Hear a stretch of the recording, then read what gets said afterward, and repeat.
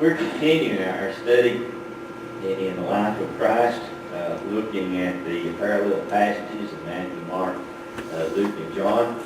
And the last couple of weeks we've looked at John chapter 4 and the Samaritan woman at Jacob's well. And I think that we've dealt with that pretty good. We talked, Chuck talked about the text itself, and then last week we talked about the Samaritans and the background of the Samaritans, the relationship or lack of relationship the Jews had with the Samaritans. And we noted that Jesus was breaking down those barriers. He was preaching and teaching individuals that the religious Jew of that day would probably not even speak to. I guess one of the things that this tells us is that prejudice and that type of thing have been a problem all down through time. And that even those of us that would not consider ourselves prejudiced, we have to recognize that sometimes there's even some unconscious things that will happen. When we see a person that's dressed dirty or shabby, that type of thing. We see a person maybe that would have the appearance of being homeless. We see a person that would have the appearance of being unresponsible or lazy.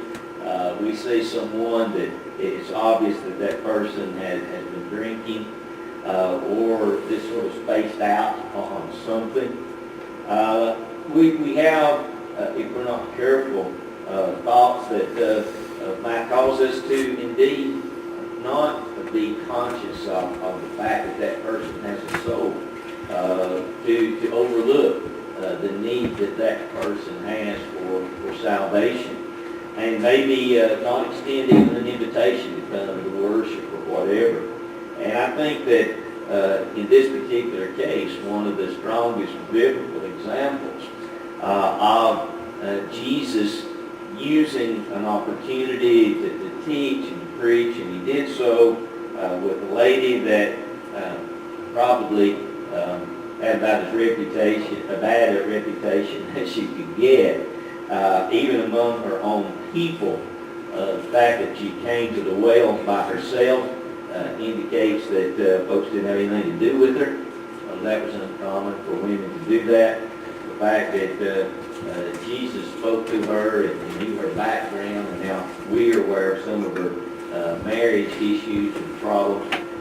So all of that ties together, I think, to hopefully make all of us very conscious of not being guilty of having prejudice to the point of not extending an invitation or using an opportunity to teach. Now, in the latter part of that chapter, as you finish up, you have the, I guess verse 27 follows the passage I'm thinking about, down all the way through the end of the chapter there. He talks about the harvest of the Samaritans, and she goes into the town, verse 29 and invites people to come out and see what has taken place. And then Jesus uses the next few verses there in talking about the food as they encourage him to eat, and another lesson I think from that we noted last week is that we get so caught up sometimes in the trivial things that we neglect those things that really matter most. And the disciples were concerned about the food. They're concerned that Jesus had not eaten. They're encouraging him to eat. And he uses that invitation as an opportunity to turn their minds to spiritual food and the fact that it is much more vital than physically eating. And talks about the harvest and the fact that there were people out there, the fields were white in the harvest. There were people out there that were dying in their sins, and they're preoccupied, as it were, with the food that they would eat. Again, a lesson I think for us to consider as we become preoccupied, not with bad things, but with good things. And I'm more and more convinced that that's one of the more serious challenges that we face. We as a people, this group, we're not going to go out and do bad things. We're not going to go out and commit, sin deliberately, doing, purposing and planning on doing bad or hurting somebody. We're trying to not do those things. Our struggle is with the good things. Our struggle is becoming so preoccupied with our jobs, so preoccupied with all of the family activities, occupied with things that we're trying to take care of our homes, we're trying to take care of the yard, and all of those things together, and we pretty much exhaust ourselves.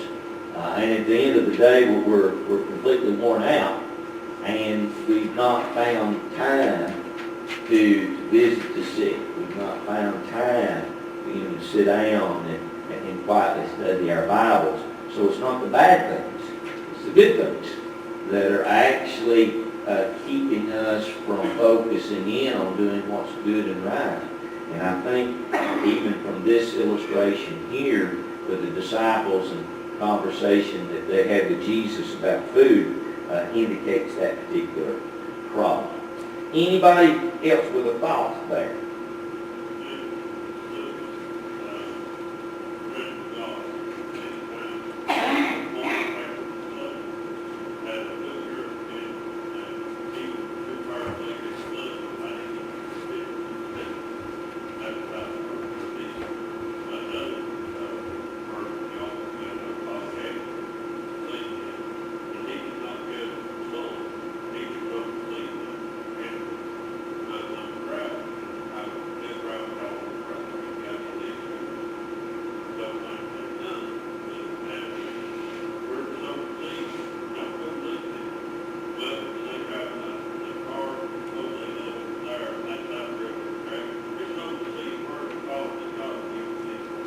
Exactly, and that's the issue, I think, that we have, and where we can do wrong by not sowing the seed and letting it grow and fall.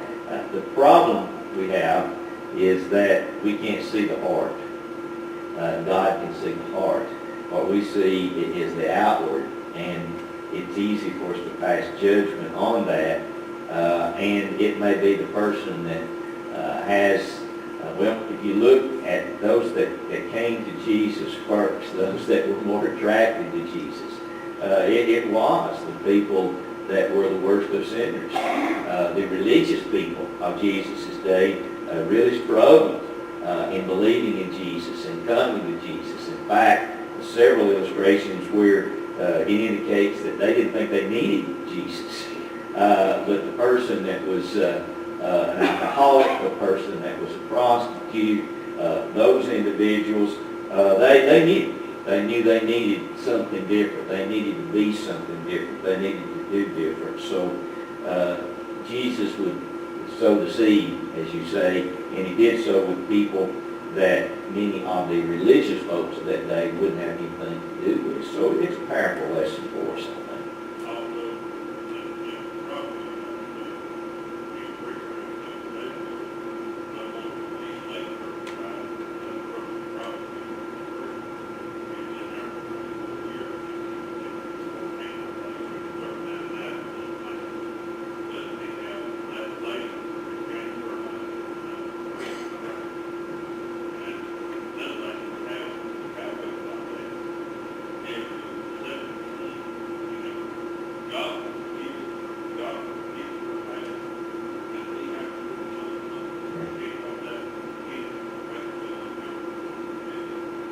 And it is a struggle. I mean, it is a challenge. It is a struggle for us,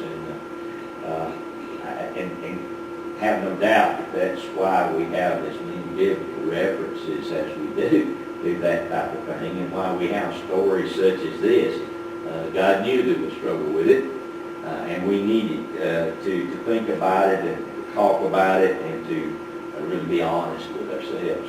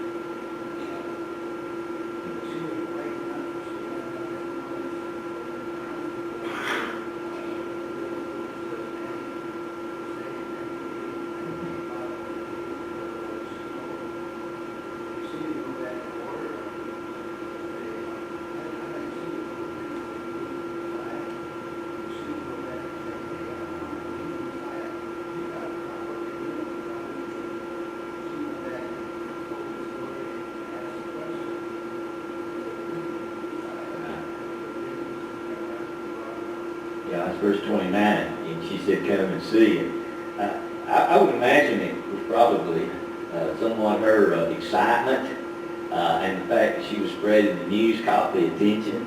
And ordinarily, they probably wouldn't have paid her any attention, but they did. And it's interesting, as you read those verses, that they did come to see, and they listened and heard, but they were convinced. Look on down to verse 42. It says, then they said to the woman, now we believe, not because of what you said, for we ourselves have heard him, and we know that this is indeed the Christ, the Savior of the world. So she did something, extended an invitation, and then they had to decide for themselves.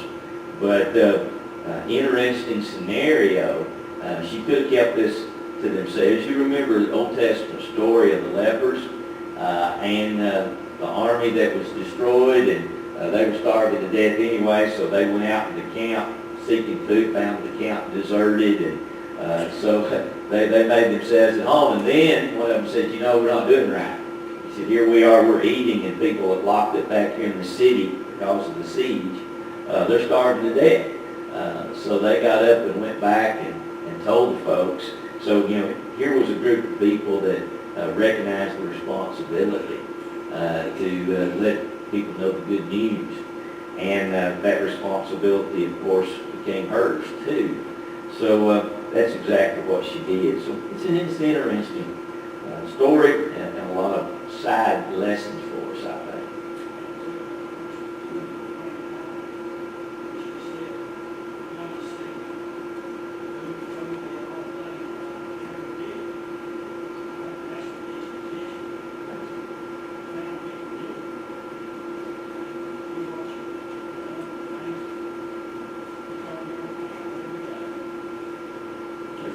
Draw attention with it. Now her approach in verse 29, if you're not hearing back there, you know, by her saying, he told me everything I ever did, that'll get your attention. And so she had a good approach, didn't she? She did. But then she said, as Chuck pointed out, could this, she didn't declare that to them, but she gave them an invitation, and of course they followed up on it and went out there to see what was going on.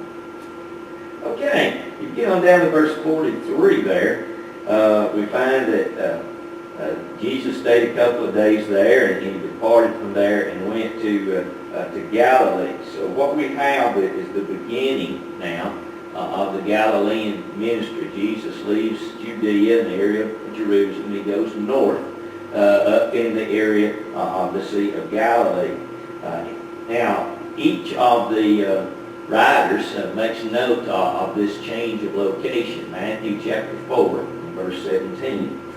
Mark chapter 1, the first part or the latter part of verse 14 and the first part of verse 15. In Luke chapter 4, verses 14 and 15. all give an account of Jesus moving from one place to the other. John's account, where you have your opening here, beginning in verse 46, the passage that Tom read for us just a few minutes ago, gives us a little more detail. And Jesus begins the Galilean ministry with the healing of this nobleman's son, the nobleman's child.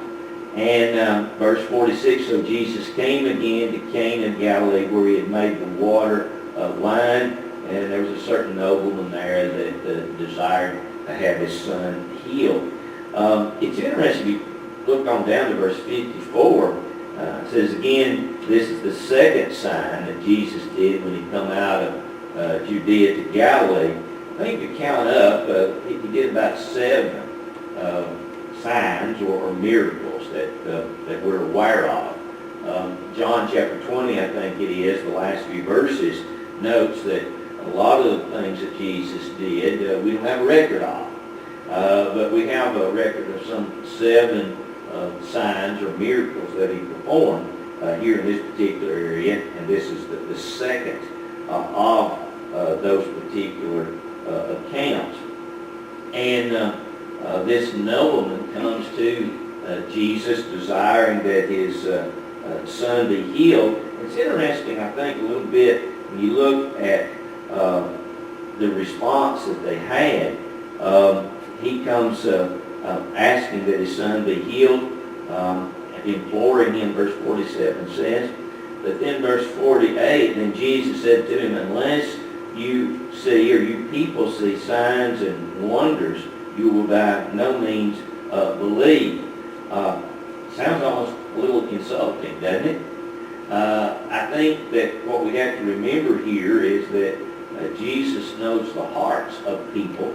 And so if you think about that, it's likely that he knew that the nobleman here was not so concerned about the truth as he was concerned about his child.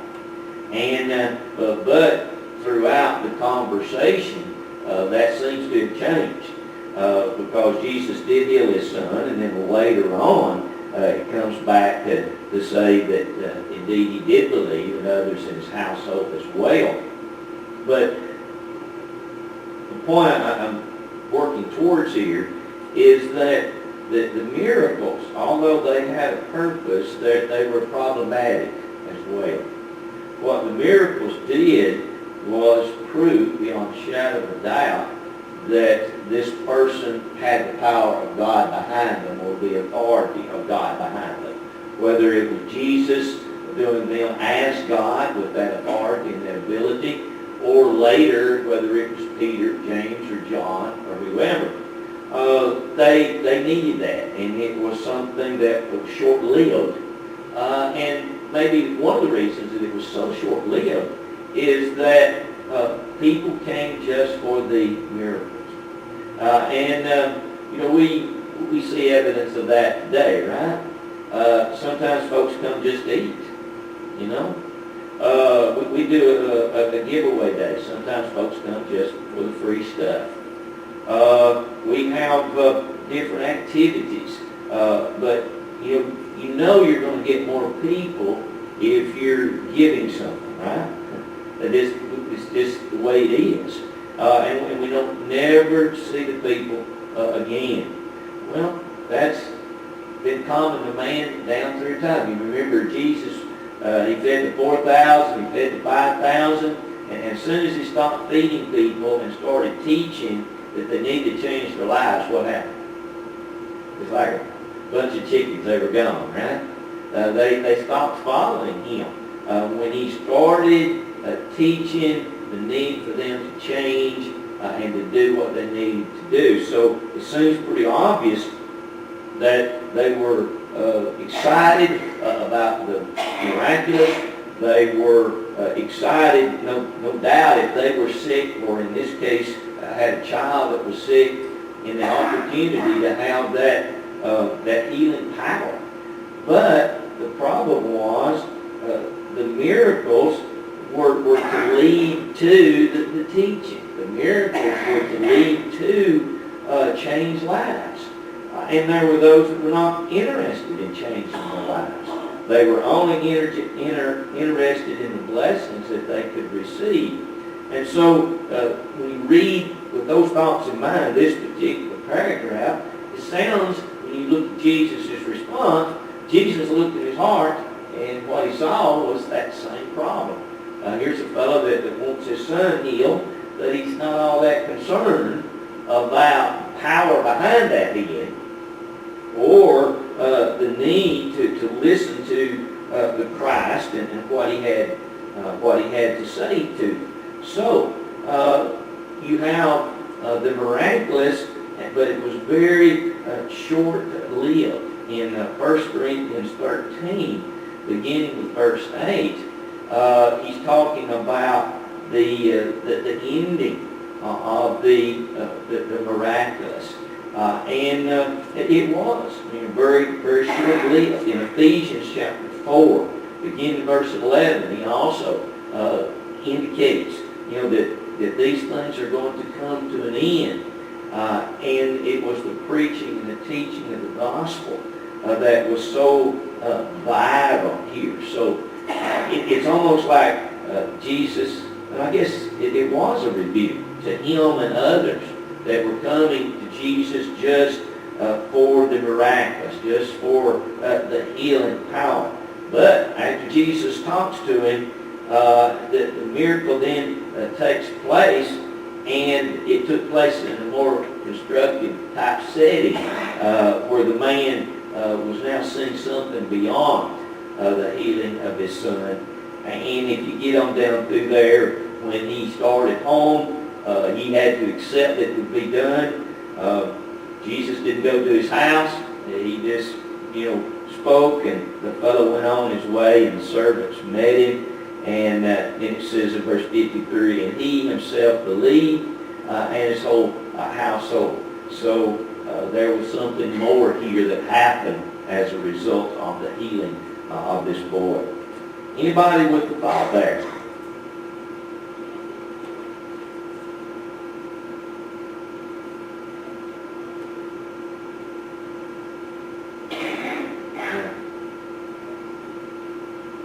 Or as that first miracle was concerned? The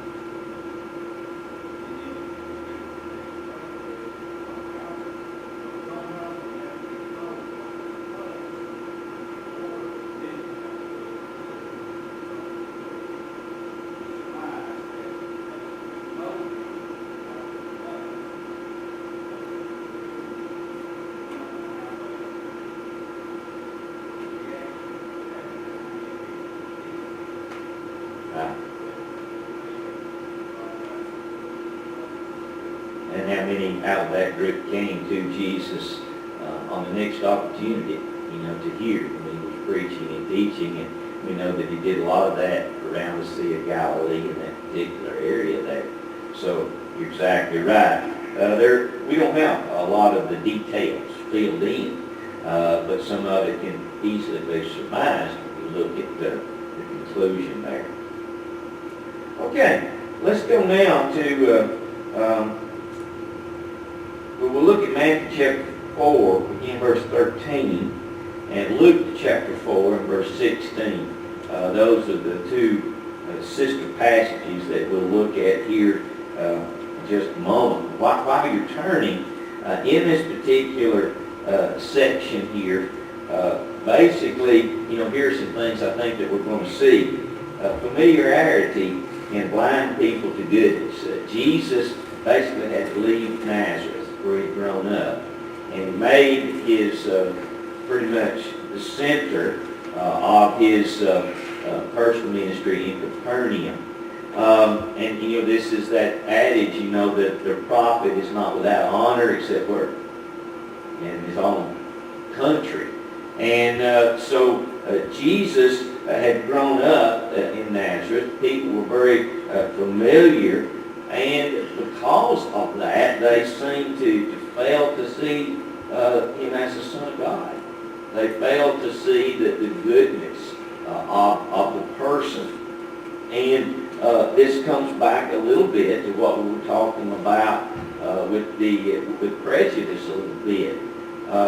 It's difficult for us sometimes, even when a person changes, even when a person repents, even when a person, straightens up and does what is right, we still remember when.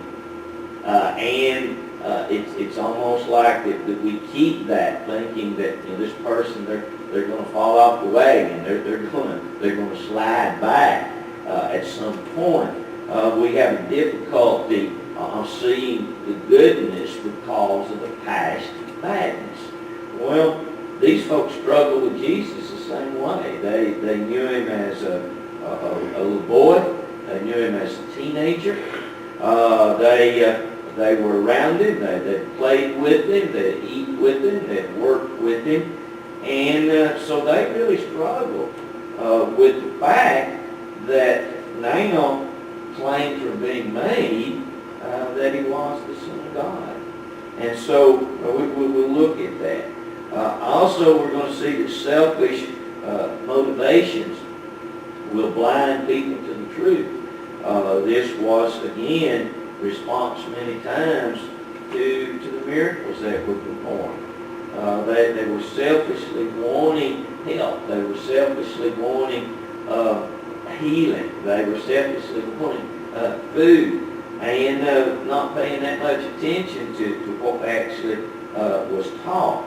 Also, the miracles that Jesus performed really caused him to have a good reputation, basically, among the people, but it also set him up for criticism.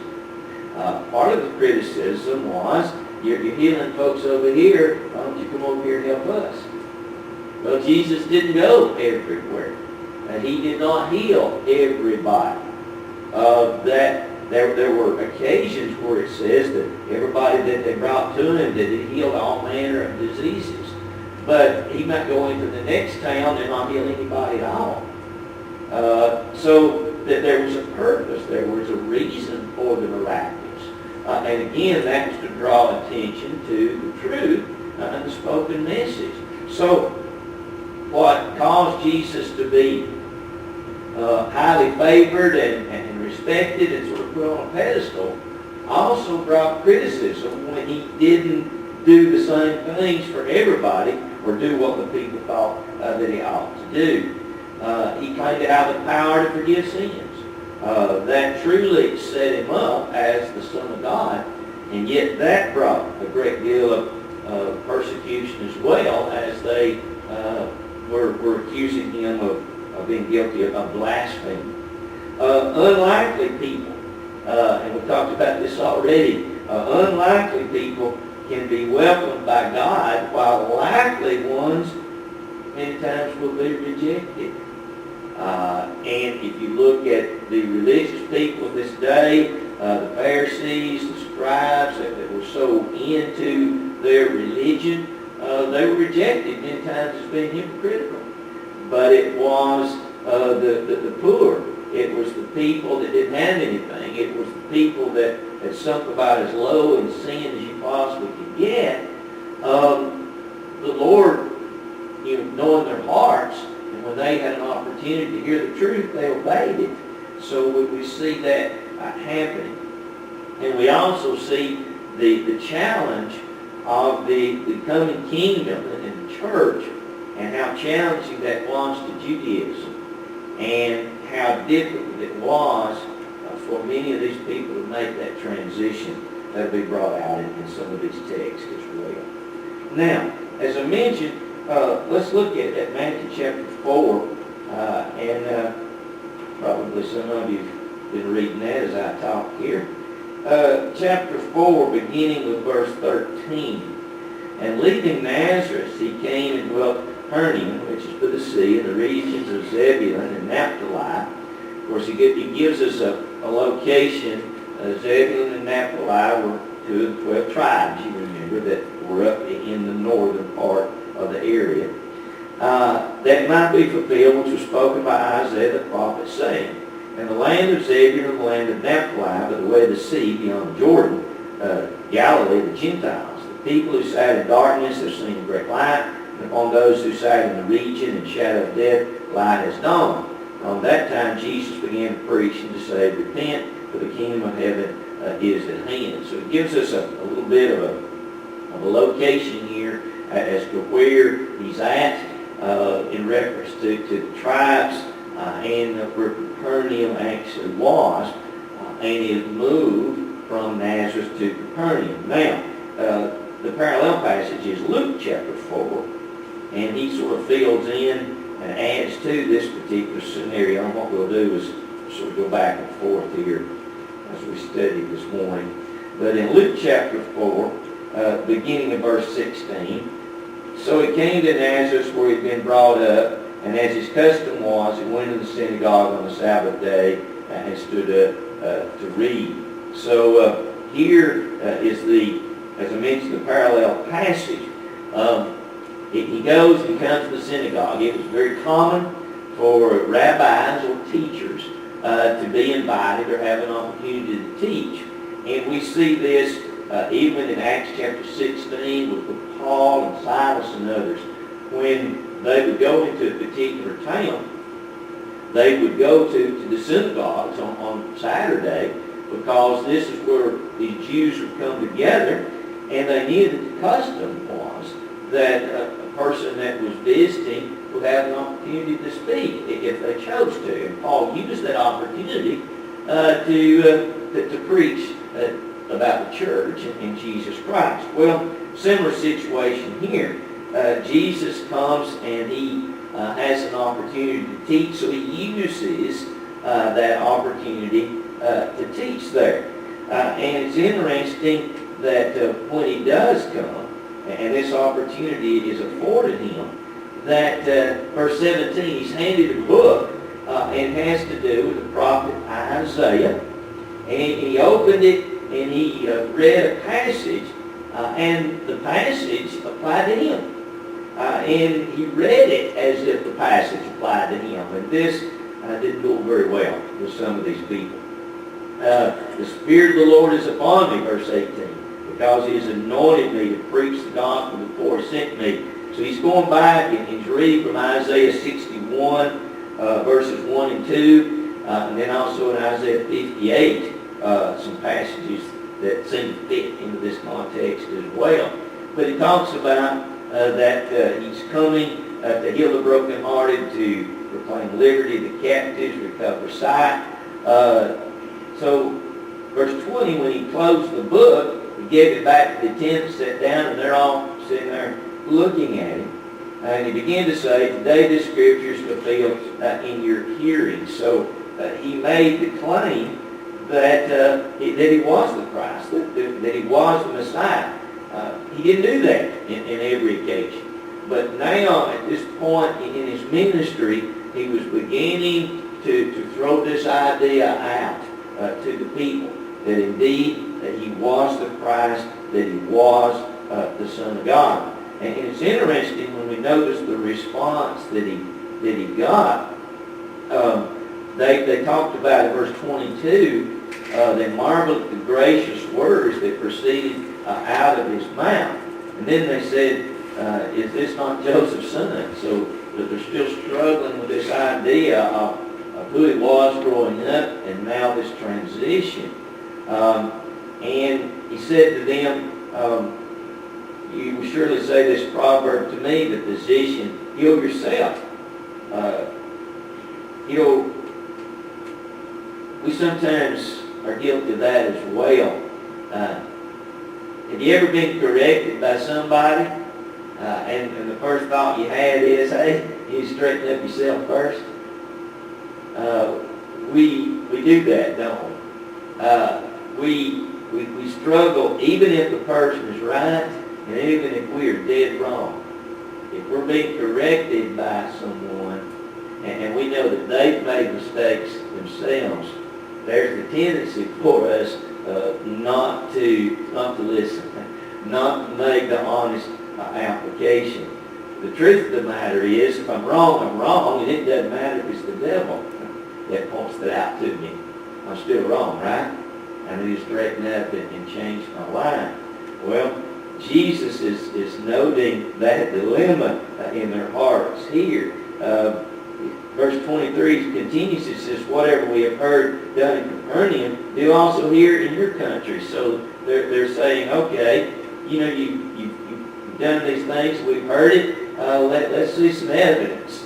You're making this claim to be the Son of God, prove it, basically. So they were challenging. Then he said, surely I say to you, no prophet is accepted in his own country. Verse 24. And then he uses a couple of examples. Elijah and Elisha. And he notes that they didn't do some of the miraculous things in their own hometowns, in their own country, the way that they did in other places. And so he uses that illustration.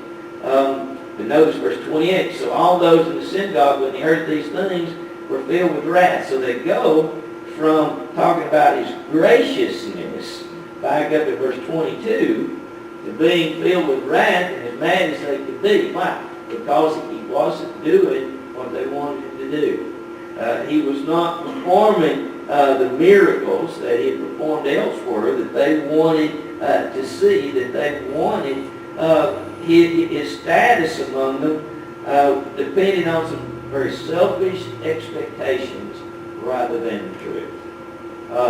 They wanted the miracles. They were not really open to changing their lives, at least not at this point. We'll try to start right there next week and finish up with that. The next section, and just continue on in Matthew 4 and also Mark chapter 1. We'll look at some things in Mark chapter 1, Lord willing, next week as well.